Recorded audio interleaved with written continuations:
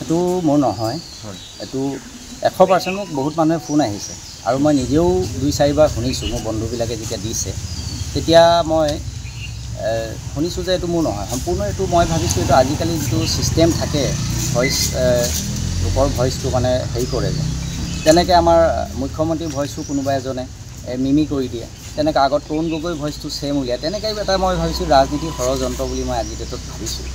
আৰু মই নিজকে অনুভৱ কৰিছোঁ, মই মিছেছৰ লগতো পাতিছোঁ, মিছেছেও চাইছে আৰু তেওঁ কৈছে যে এইটো সম্পূৰ্ণ তোমাৰ ৰাজনীতি, তুমি যিহেতুকে আজি 20-21 বছৰ এই বিভিন্ন সমাজৰ লগত জড়িত আৰু আগন্তুক ইলেকশ্যনৰ কাৰণে যিহেতুকে মই অলপ ঘূৰি আছোঁ ৰাইজৰ মাজত এটা মোৰ আস্থা আছে।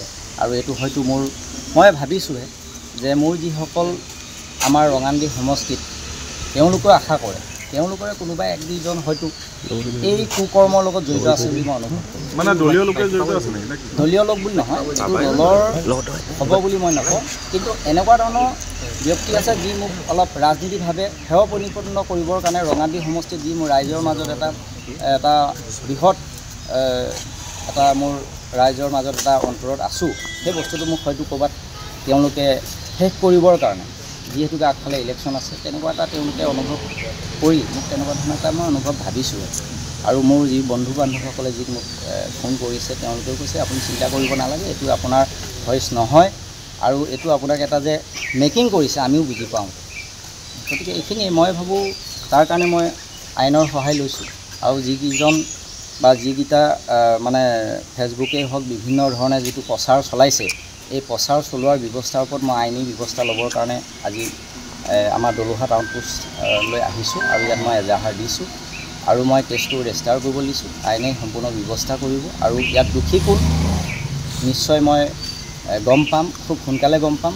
আৰু ৰাইজে ৰঙানদীবাসী ৰাইজৰ মোৰ আশীৰ্বাদ আছে আৰু ৰঙানদীবাসী ৰাইজে মোক আজি 20-21 বছৰে গম পায় যে মই এজন ৰাইজৰ মাজত কেনেধৰণে কাম কৰি আছোঁ আৰু মোৰ যে কোনো বেয়া গুণ নাই, সেইটো ৰাইজে আজিৰ ডেটত ৰঙানদী ৰাইজৰ মোৰ এটা আশীৰ্বাদ আছে আৰু ৰাইজে তাৰ বিচাৰ কৰিব বুলি মই ভাবোঁ। আৰু যিসকলে মোক এই এটা প্ৰচাৰ চলাবলৈ চেষ্টা কৰিছে তেওঁলোকক ৰাইজেই প্ৰত্যুত্তৰ দিব বুলি মই আশা ৰাখিছোঁ। এইটো মোৰ নহয়, এইটো 100% মোক বহুত মানুহে ফোন আহিছে আৰু মই নিজেও 2-4বাৰ শুনিছোঁ। মোৰ বন্ধুবিলাকে যেতিয়া দিছে তেতিয়া মই শুনিছোঁ যে এইটো মোৰ নহয় সম্পূৰ্ণ। এইটো মই ভাবিছোঁ এইটো আজিকালি যিটো ছিষ্টেম থাকে ভইচ, লোকৰ ভইচটো মানে হেৰি কৰে যে, তেনেকৈ আমাৰ মুখ্যমন্ত্ৰীৰ ভইচটো কোনোবা এজনে মিমি কৰি দিয়ে, তেনেকৈ আগত তৰুণ গগৈ ভইচটো ছেম উলিয়ায়, তেনেকৈ এটা মই ভাবিছোঁ ৰাজনীতিৰ ষড়যন্ত্ৰ বুলি মই আজিৰ ডেটত ভাবিছোঁ। আৰু মই নিজকে অনুভৱ কৰিছোঁ, মই মিছেছৰ লগতো পাতিছোঁ, মিছেছেও চাইছে আৰু তেওঁ কৈছে যে এইটো সম্পূৰ্ণ তোমাৰ ৰাজনীতি, তুমি যিহেতুকে আজি 20-21 বছৰ এই